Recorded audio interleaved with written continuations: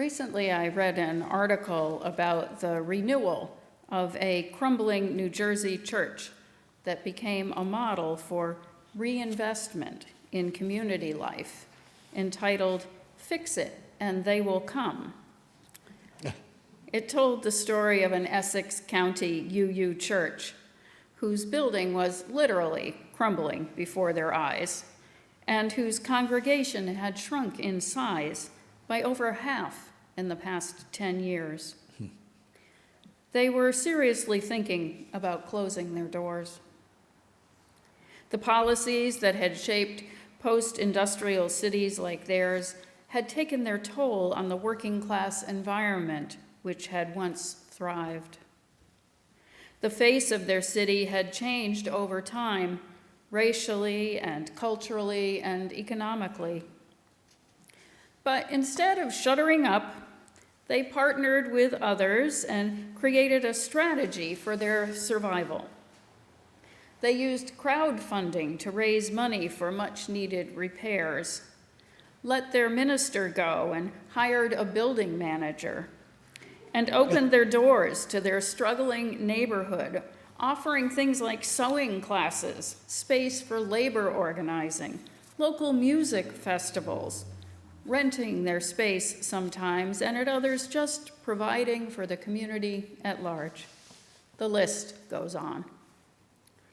At the time of the article, they had decided that they needed to reincorporate worship into the mix, and were holding monthly services with interesting speakers and some of the elements that had been most meaningful to them. While at General Assembly, I participated in the service of the living tradition, and the woman who gave the sermon, entitled "Radicals Rise Up, Now is a Moment," was the dynamic pastor Jacqueline DeHart, Director of Spiritual Care at Starr King School for the Ministry. According to her bio, Pastor Jacqueline is a queer feminist of African heritage, a mother, prison abolitionist, beloved partner, daughter, and sibling, minister emerita of the First Unitarian Church of Oakland, and in capital letters, nurturer and lover of everything that supports life to thrive in joy. What ended with a powerful call to action among the participants began with a story about her early years in a poor Southern community where folks took care of one another. She shared about gatherings at the family home for things like laundry day, because they happened to have the washing machine. People would come from all around and spend the day together doing laundry and caring for one another's needs, sharing in meals, and making sure everyone left with more than what they came with. She called this doing church, this act of gathering and caring for each other, strangers and friends alike. And she called on us to think about ways of doing church beyond our typical Sunday mornings. More than think about, actually. She called us into promised action, because it is her belief that what we have to share is so much more than gathering for worship and the care and maintenance of our governance and buildings. For Unitarian Universalism to thrive, she believes that we need to get out into the community and draw the circle wide, as we sang upon our parting. I participate with a collection of other colleagues in something called the Nourishing Network that was developed under the creative care of the Reverend Zaisha Ansano and Emily Conger. We gather monthly on Zoom for dinner church, a worship service where we all bring something of a simple repast with which we bless one another before we close. We hear readings and music and share in creative activities around a theme that nourishes those of us who are charged with nourishing others. Every month we receive a check-in email with a thought-provoking question that we all respond to, sharing ideas and making meaning together. This, too, is church. Now, I can hear you thinking there in the pews and at home, what is she suggesting here? What is she thinking? Well, not to worry. I am not suggesting that you let me go and turn the meeting house into a social service organization or a center for the arts. I'm not asking you to abandon our Sundays together in favor of meals and wash days, nor am I implying that we could just meet online for some kind of personal deepening and strengthening experience. But I am suggesting that there are more ways to do church than we might be imagining. That what we receive from our times together can be found in a myriad of ways if we are open to them. What I have heard from the board and other committees, and what you heard at our annual meeting in June, was that we need to get creative here if we are to survive and thrive as a progressive faith community in Chatham. And I have no doubt that we have in our midst all that we need to do so. You are an amazing group of people. What I am suggesting here is that we need to expand our understanding of what church is all about. Not only do we want to meet the needs of those who are already members. What I saw that UU Church in New Jersey doing was looking outside of their walls to see what their community needed to thrive. What kinds of things would improve the lives of those around them? What were people hungry for? What are folks in Chatham thirsting after? We are a justice-seeking people according to our mission statement. What does that mean for us as we plan our programming, organize around important issues consistent with our values? And weaving those two threads together, where is there a need in our midst, here on Cape Cod, that calls out to us for action, for involvement, for the application of our way of responding as Unitarian Universalists? How can we nourish ourselves while also providing sustenance to the wider circle? Because in answering these kinds of questions, we are building a way forward that can sustain this faith community in the longer term. Now, I know that this sounds an awful lot like we are going to need to change, and change is scary and hard and something that our very human selves are generally resistant to. I hear you out there. Yeah. In her recently published book, Trusting Change, Finding Our Way Through Personal and Global Transformation, Karen Herring talks about the act of letting go, saying that it begins with our very first steps as infants. We are encouraged and required to let go of what we no longer need, and often those things we love the most, the people or circumstances that support our identity, our well-being, and our belonging. She likens it to a threshing process, which is a forceful thing in reality, followed by a winnowing, which allows us to separate what is nourishing from the chaff and carry it forward in time. She quotes the jazz musician Benny Golson, who said that, quote, "The creative person always walks 2 steps into the darkness," end quote. Insisting that anyone can see what is in the light that requires imitation or modification or reshaping. The real heroes, he says, delve into the darkness of the unknown, where other things can be discovered.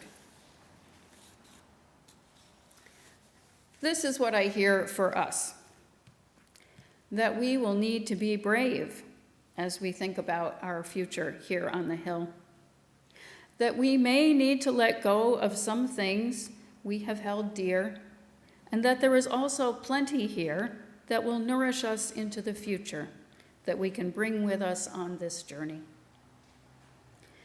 A willingness to step into the unknown will take us places we had never imagined possible.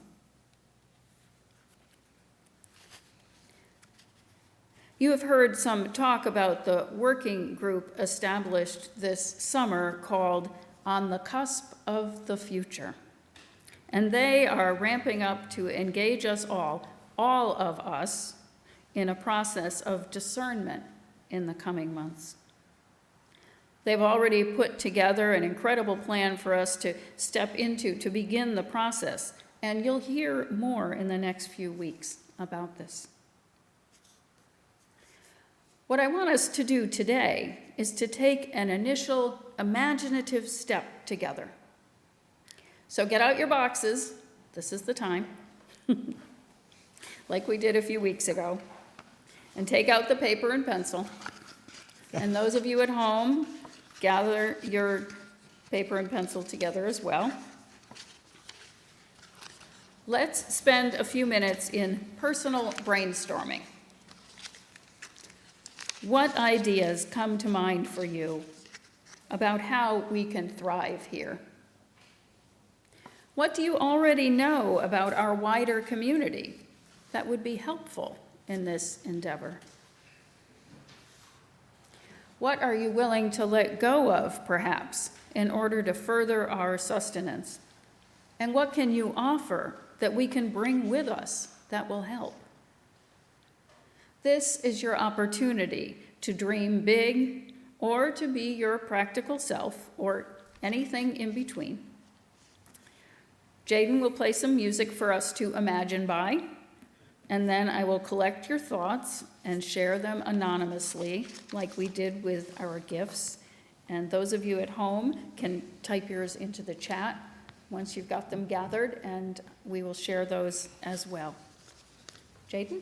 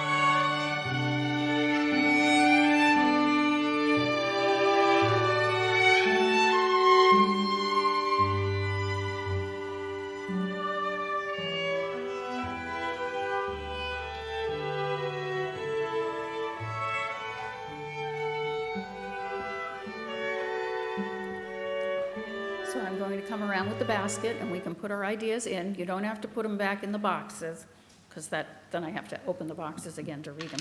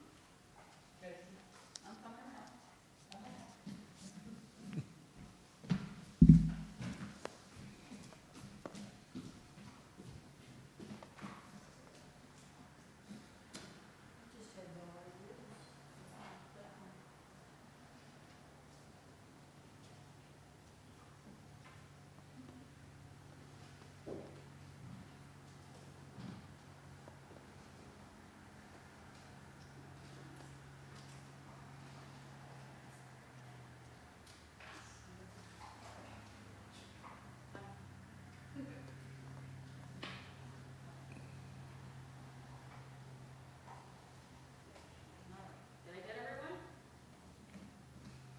Yes? So quiet.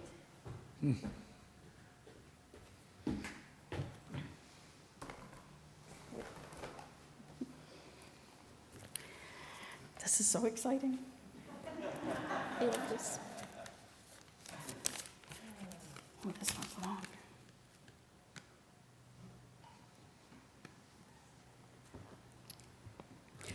There was a recent article in the New York Times about church services being held in a bar. Under no circumstances am I suggesting that. However, the idea was to take the church to the people, to the community. As a first-time visitor to the Cape and to the church, I don't know where the bar is for your community, the bar in quotes, but the idea to go to the people instead of trying to bring them to the church is an interesting one. And after you go to them, it may bring them to you. Some wisdom in there, I see. Okay. Dreams. Grow our congregation, attract younger people, join with other churches to help community with homelessness and children's food insecurity, get involved with prison reform here on the Cape, have discussions on social justice issues in the Fleck Room,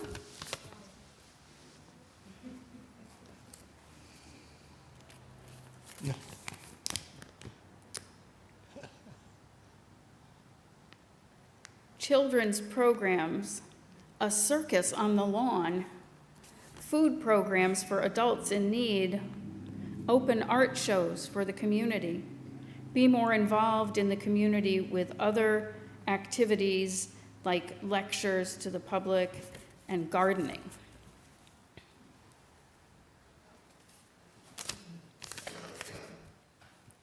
Classes to appeal to intellectuals on the Cape, like you use. Comparative religion, Muslim beliefs, liberal thoughts and action, fight conservatives and white supremacists so prevalent in national politics, general interests, groups come together to enjoy crafts together weekly.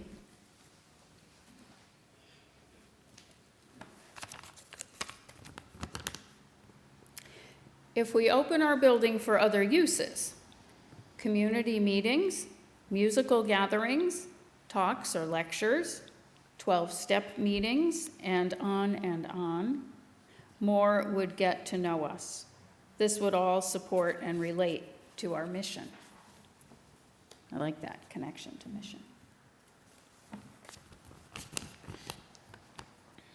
I should remain neutral, but every now and then, can't help myself. More frequent in-person or hybrid get-togethers for spiritual reading and discussion. Same as above, but for the purpose of addressing a need or providing a service to the wider community. Starting a youth-focused program to introduce children and their parents to the UU way.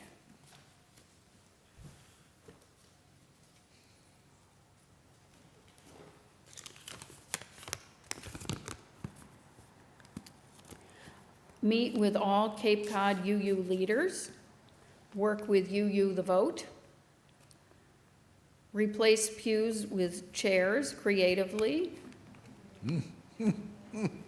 Be pews. Oh, maybe pews at the back. So not fully, it sounds like. Have music. Have a music series in the summer.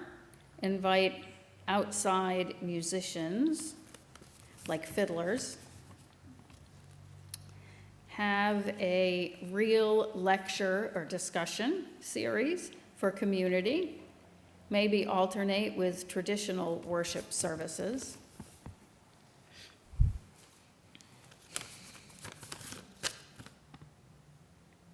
Expand visibility by joining with other Cape UUs for shared programs here. Offer community programs of interest to the wider population. Restart and publicize small group activities.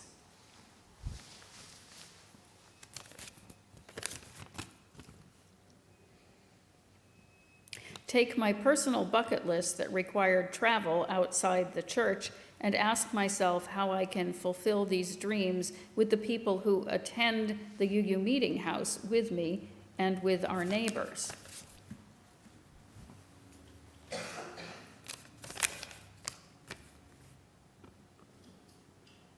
I do some of my best thinking when I walk, perhaps a walking group, directed and goal-oriented. Meditation group, perhaps in the church or outdoors. Community needs and outreach.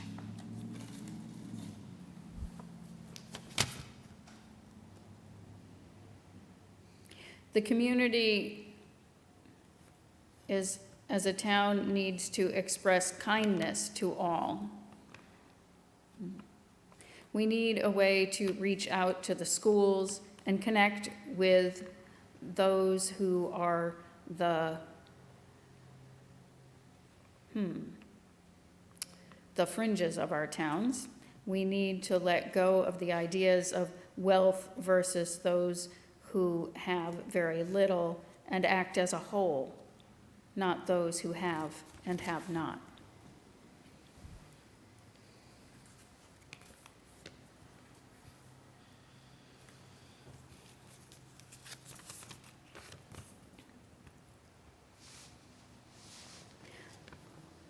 I think we already do as much as possible daily in this church.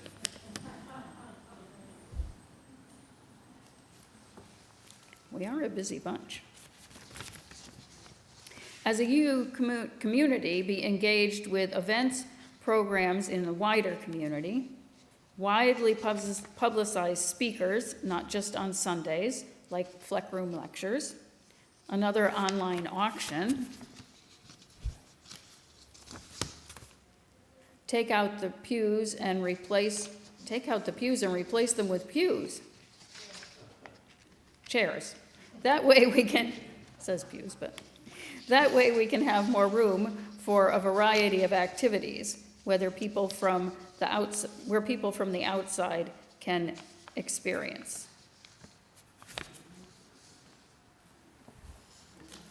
We're getting there. You are all amazing. Foster cooperation with First Parish Brewster and other UU congregations close to us. I'm hearing a lot of collaboration in here.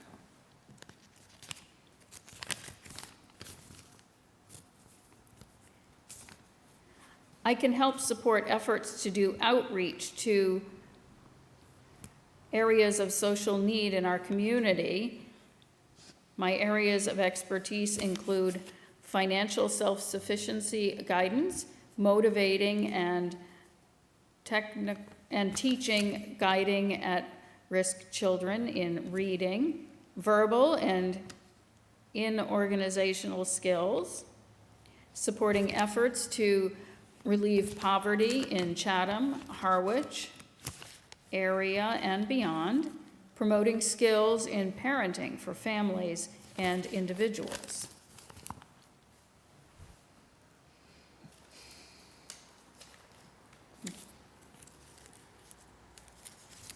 All right.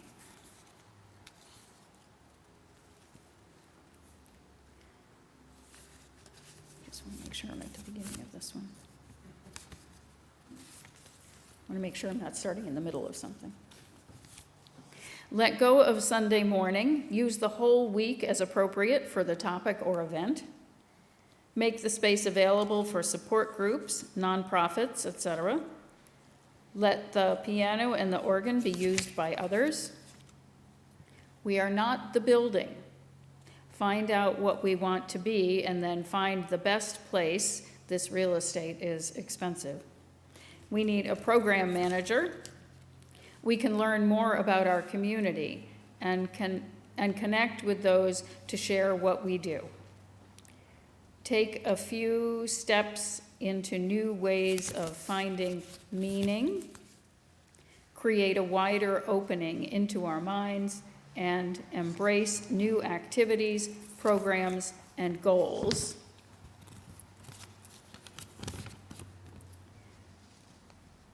Bring the community in. Don't just focus on reaching out. More music on more than just Sundays. Spend more energy on expanding what we do rather than just the number of members. All right, that's it for the basket. So I'm going to see if there's anything in the chat.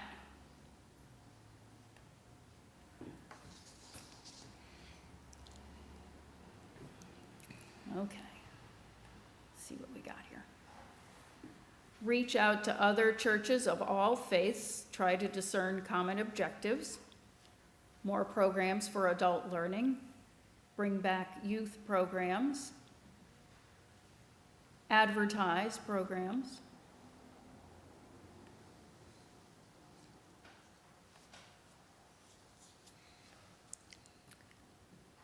A radio show, YouTube page inviting conversation, calls and comments on subjects of our weekly sermons ahead of Sunday to encourage people to want to be here to discuss in person.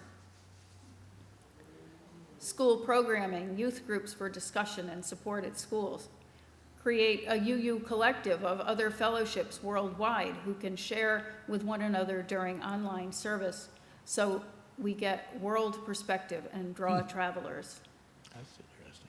Use building as a community theater center booked round the clock for community events, from 12-step meetings to weddings, events to increase income.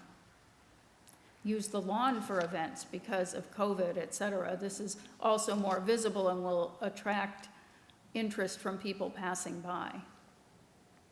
Subjects of interest. The environment, outlining specifically ways we can help and do those things together. So much more to write. We'll continue after the service. That's good. We've sparked some interest.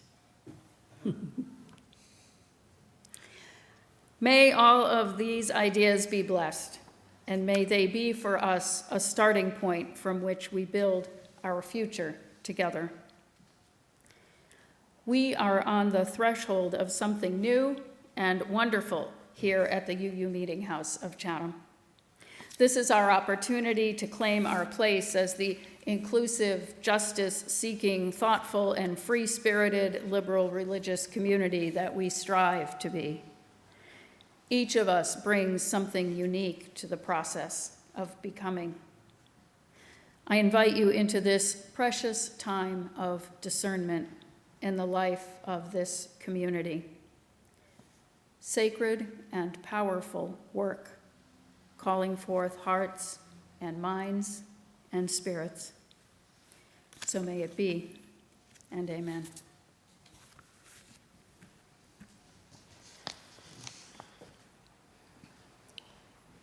We have come to the time when we ask for your contribution to help sustain and grow the meeting house. But I'd like to make two other points. One, we'd like to congratulate and thank Priscilla Smith for the beautiful music she's been doing all these weeks.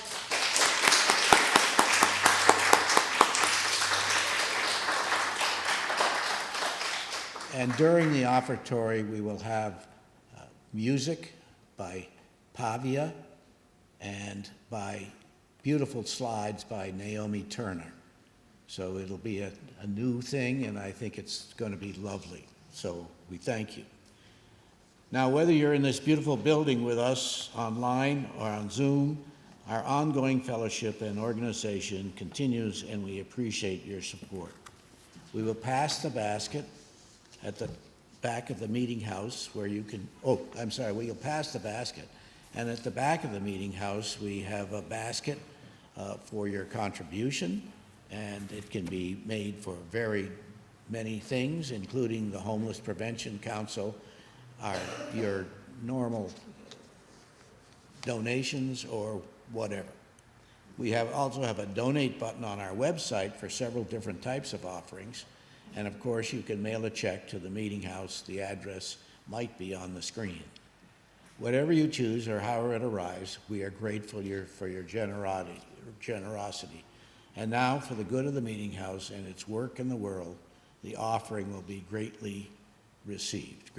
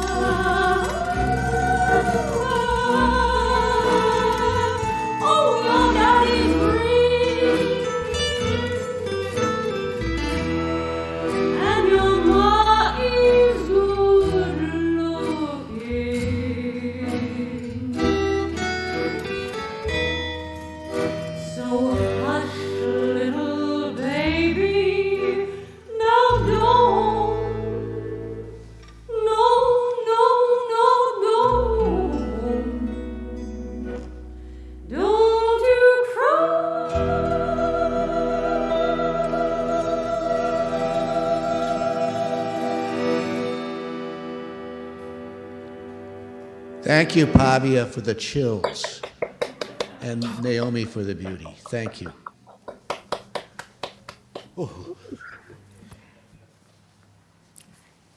Special thanks also to Jaden, who helped us pull all those various pieces together and make this work for our service this morning.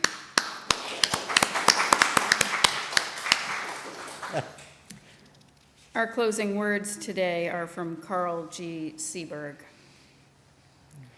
Through our temporary lives, the great currents of history run. Let us keep the channels open and free so not to obstruct purposes greater than our own. Let us keep our minds set upon the high goals that here bind us into one sharing fellowship of loving hearts. Amen. Our closing music today is from Zotobi, Small Sweet Step, a video to share with you.